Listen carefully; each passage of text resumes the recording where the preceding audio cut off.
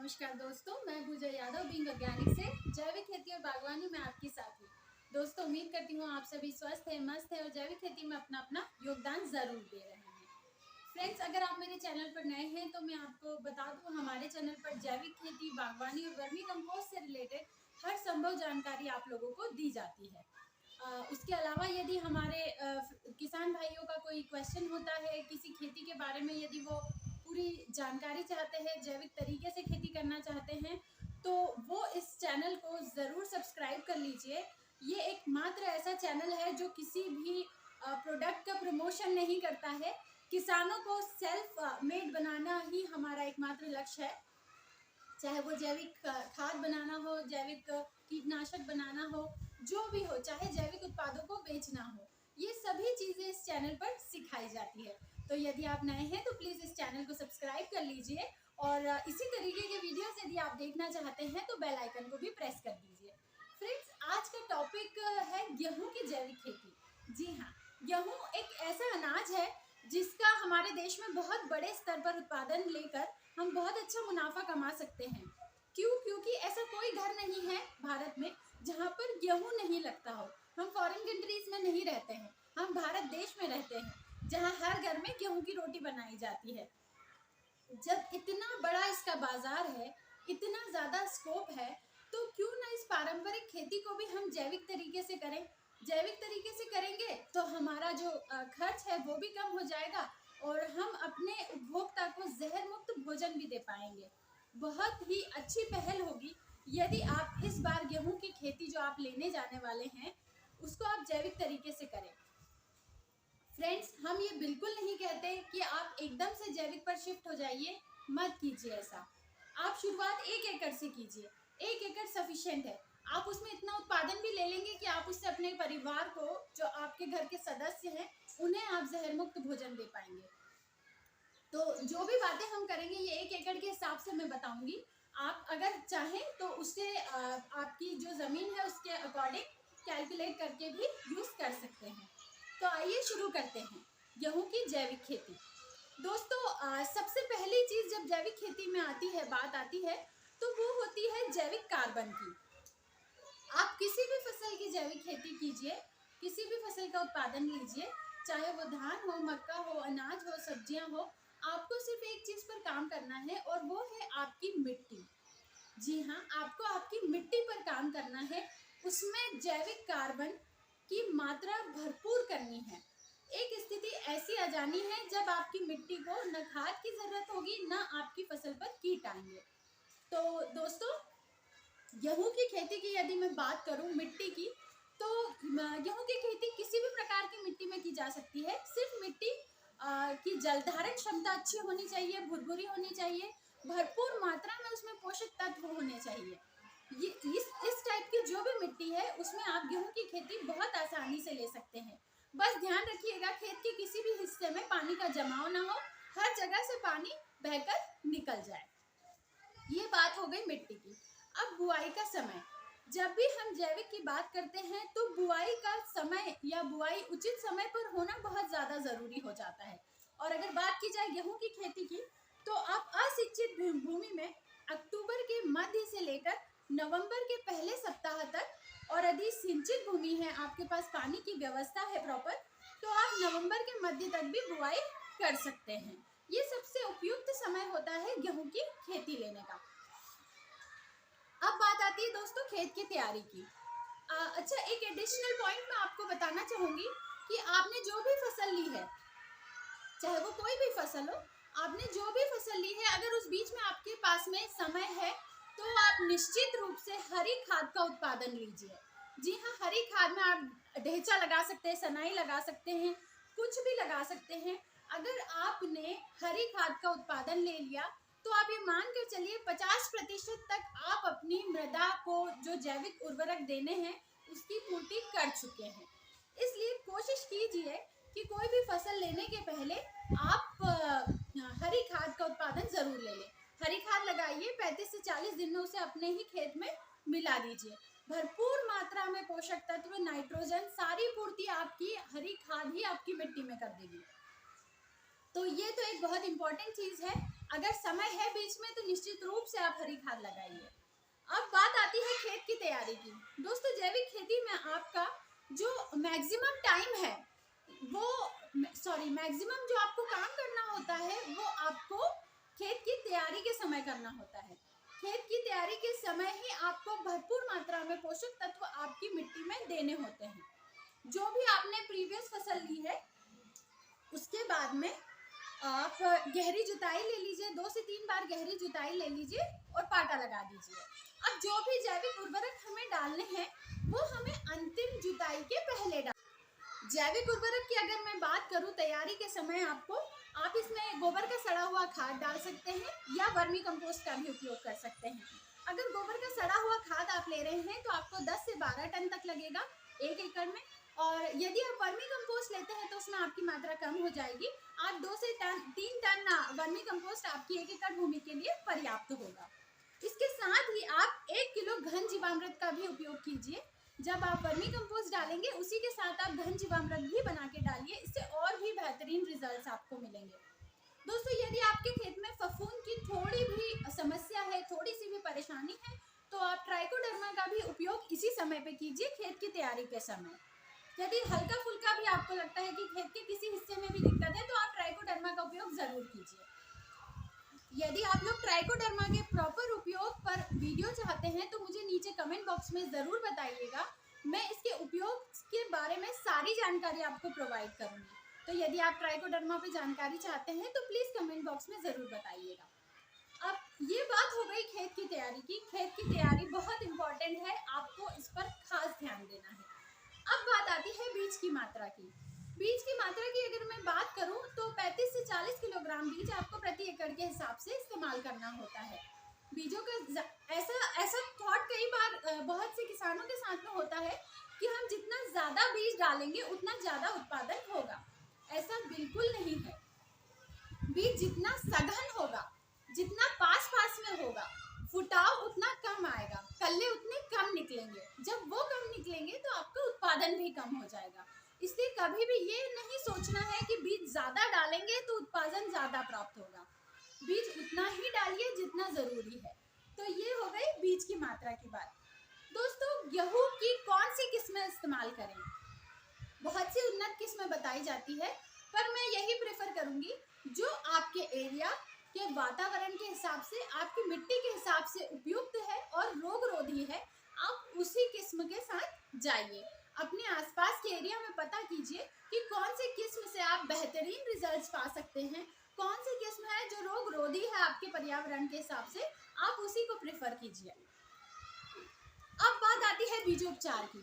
बीजोपचार की दोस्तों जैविक खेती में बीजोपचार बहुत इंपॉर्टेंट रोल प्ले करता है, क्योंकि आप जब जैविक तरीके से बीजोपचार करते हैं तो आपका जर्मिनेशन का रेशो बढ़ जाता है।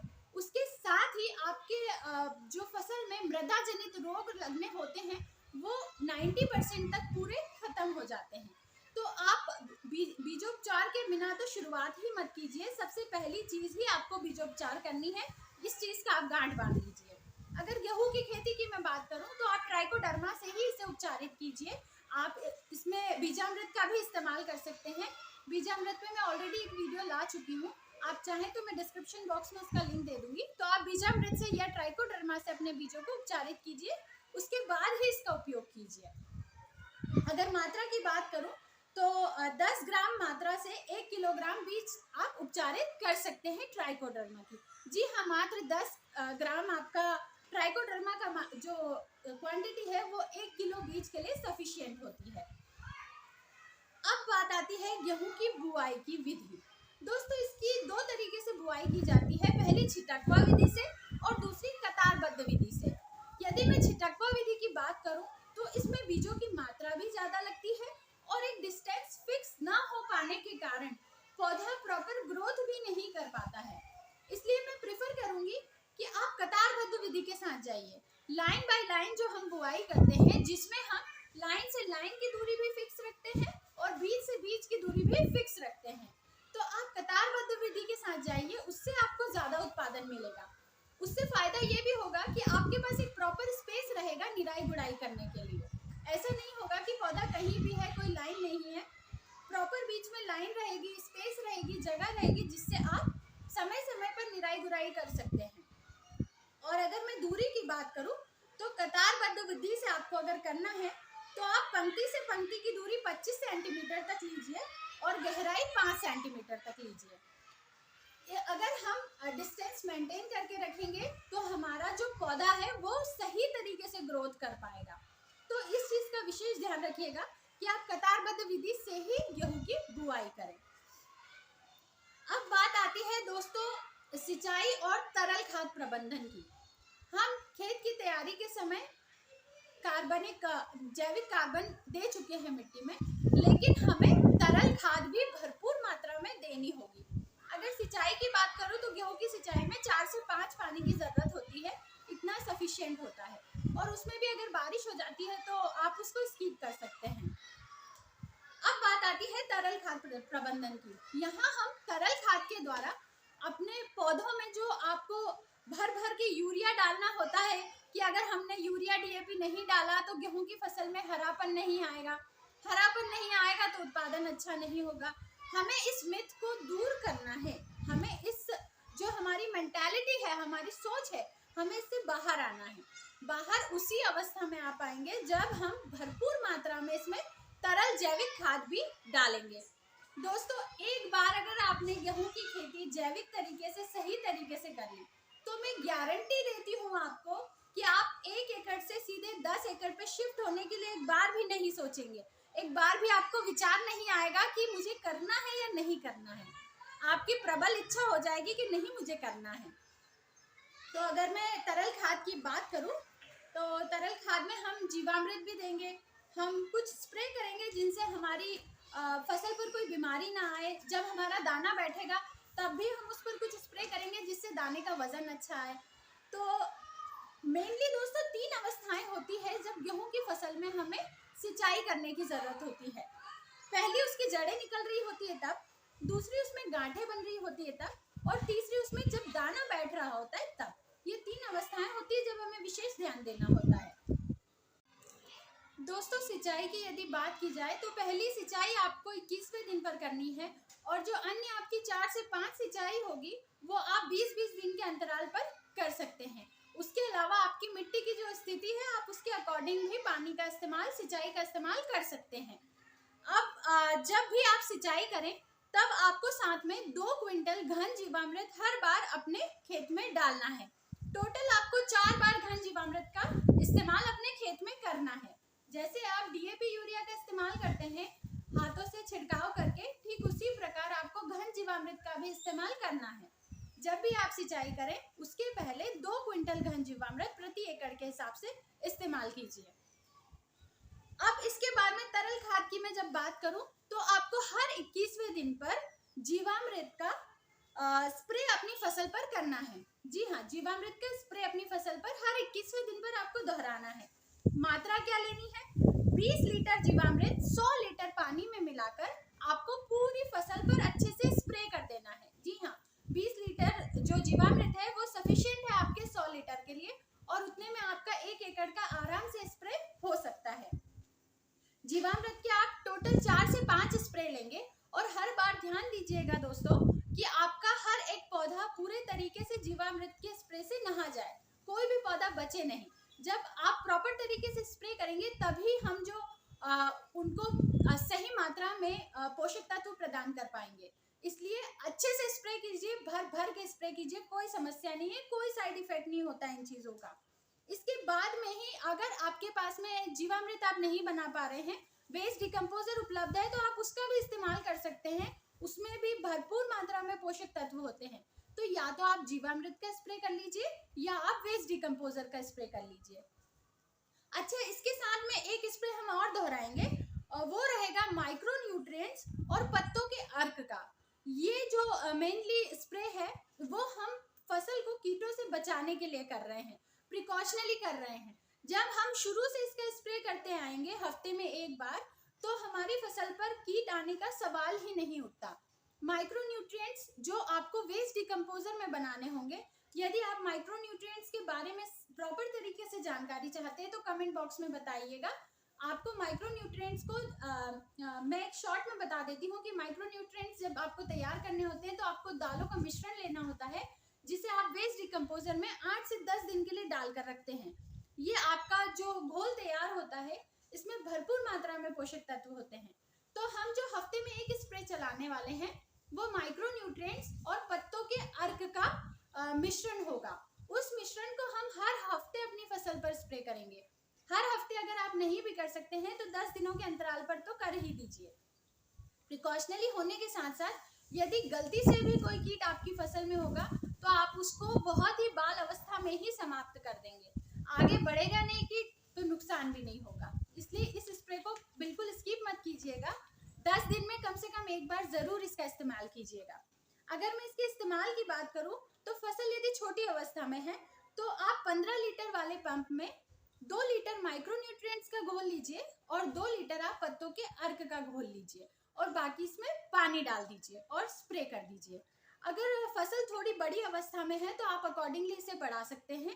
आप 4-4 लीटर दोनों ले लीजिए, माइक्रो न्यूट्रिएंट्स भी ले लीजिए और पत्तों का अर्क भी ले लीजिए और बाकी पंप को पानी से भर के स्प्रे कर लीजिए। फसल की अवस्था देखकर ही इसका इस्तेमाल कीजिए, लेकिन इस्तेमाल जरूर कीजिए। तो ये सारी बात हो गई तरल खाद प्रबंधन की। ये जो चीजें हम डाल रहे हैं दोस्तों, इससे हमारी फसल अपने आप में इतनी मजबूत हो जाएगी कि किसी भी रोग का जो प्रकोप है वो ना के बराबर हमारी फसल पे आएगा।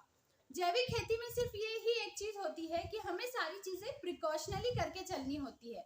हमारी कोशिश यही रहेगी कि कीट आएगा ही नहीं, और अगर कीट आता है तो फिर उससे भी निपट लेंगे। बाकी हमें स्प्रे कोई भी स्किप नहीं करना है।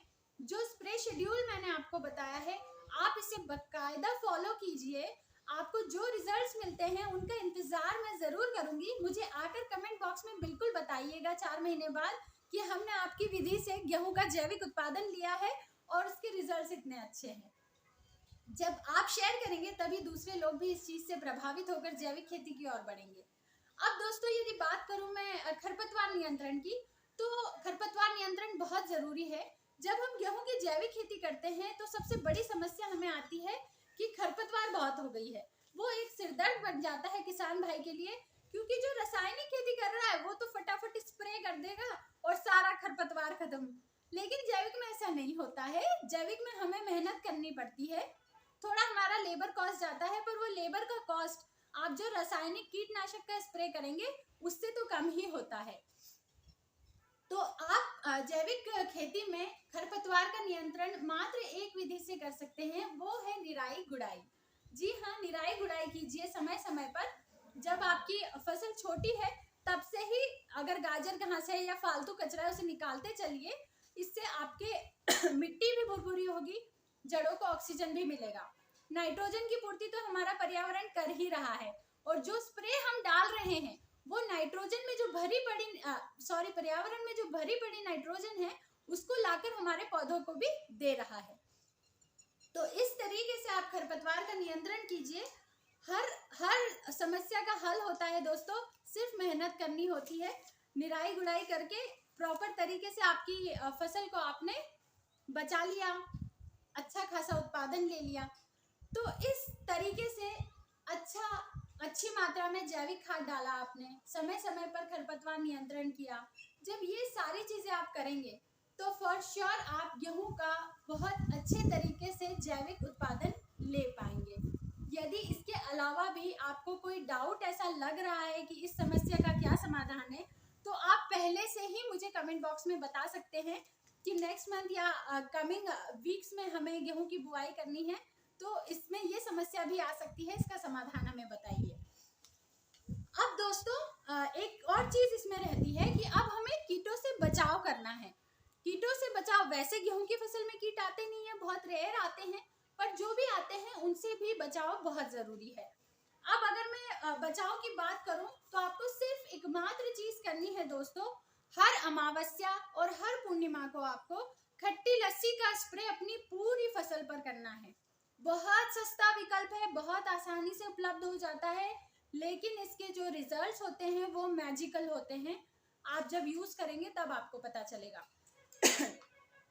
अच्छा, अमावस और पूनम को ही क्यों करना है, ये कोई भ्रांति नहीं है फ्रेंड्स। पुराने लोग जो भी बोलकर गए हैं उसके पीछे लॉजिक होता है, साइंटिफिक रीजन होता है। ये वो 2 दिन होते हैं जब कीटों का प्रकोप बहुत ज्यादा होता है। इसीलिए हमारी कोशिश यही रखनी है, हमें टाइट बिल्कुल फिक्स कर लेना है कि हर अमावस्या, हर पूर्णिमा को हमें अपनी फसल पर खट्टी लस्सी का स्प्रे करना है। सिर्फ गेहूं में नहीं, हर फसल में आप इसका स्प्रे कीजिए। इन 2 दिनों में बहुत अच्छे परिणाम मिलते हैं। फिक्स नहीं है कि सिर्फ गेहूं में ही करना है, किसी भी फसल पे कीजिए, बड़ी आसानी से कीजिए। क्वांटिटी की अगर मैं बात करूं, 5 लीटर खट्टी लस्सी 100 लीटर पानी में पर्याप्त होती है। सिर्फ 5 लीटर लेनी है आपको और 100 लीटर पानी में मिला दीजिए और अच्छे से इसका स्प्रे कीजिए। बस इसी एक चीज से आप बचाव कर सकते हैं। और अगर फिर भी आपको ऐसा लग रहा है कुछ और भी चाहिए, तो हम आगे चल के नीम के तेल का इस्तेमाल करेंगे। यदि हमें लगता है कि पर्टिकुलर कोई कीट आ गया है तो हम नीम के तेल या नीमास्त्र का उपयोग करेंगे। ये सारी बात हो गई कीटों से बचाव की। अच्छा, जब आप खट्टी लस्सी का स्प्रे रेगुलर करेंगे ना, तो आपका जब दाना बन रहा होता है, जब उसमें दूध आ रहा होता है दाने में, तब अगर आप खट्टी लस्सी का स्प्रे करते हैं तो आपका दाना बहुत अच्छा बैठेगा, उसका वजन भी बहुत अच्छा होगा। इसलिए जब आपके पौधे में बीज बन रहा है, आपका गेहूं बन रहा है, दूध आने वाली अवस्था में है, उस समय निश्चित रूप से खट्टी लस्सी का स्प्रे कीजिएगा और परिणाम जरूर नोटिस कीजिएगा। दोस्तों, ये बात हो गई कीटों से बचाव की। अब बात आती है फसल की कटाई और भंडारण। जब आपकी फसल पूरी तरह से पक जाए, दाने सख्त हो जाए और दानों में सिर्फ 20% तक की नमी रह जाए, उस समय आप फसल की कटाई कर लीजिए। ये सबसे उपयुक्त समय होता है फसल की कटाई के लिए। ये सारी जानकारी हो गई दोस्तों। इसके अलावा अगर आपको कुछ भी लगता है गेहूं की जैविक खेती से संबंधित, कोई भी परेशानी लगती है, कोई भी डाउट लगता है, तो आप जरूर कमेंट बॉक्स में बताइएगा। हमने सारी चीजें कवर की है यहाँ पर, बीजोपचार से लेकर खेत की तैयारी से लेकर जो उर्वरक आपको डालने हैं, जो तरल जैविक उर्वरक आपको डालने हैं, जो स्प्रे शेड्यूल आपको फॉलो करना है, कीटों से कैसे बचाव करना है, ये सारी चीजें मैंने आज इस वीडियो में कवर की है। फिर भी यदि आपको लगता है कि मैं कोई चीज स्किप कर गई हूँ या मुझे क्लिक नहीं हुआ है, तो आप प्लीज मुझे कमेंट बॉक्स में बताइएगा, मैं उसका समाधान भी आपको प्रोवाइड करूंगी दोस्तों। लेकिन कोशिश जरूर कीजिएगा कि जब इस बार आप गेहूं की खेती करें तो 1 एकड़ में जैविक खेती गेहूं की जरूर लें। अगर वीडियो पसंद आया हो तो प्लीज अपने किसान भाइयों के साथ शेयर कीजिएगा। जितना शेयर होगा वीडियो, उतने ज्यादा लोगों को जानकारी होगी कि जैविक खेती बुरी नहीं है, बहुत अच्छा विकल्प है। तो दोस्तों, मिलते हैं अगली बार इसी तरीके से एक और अच्छे वीडियो के साथ। Thank you.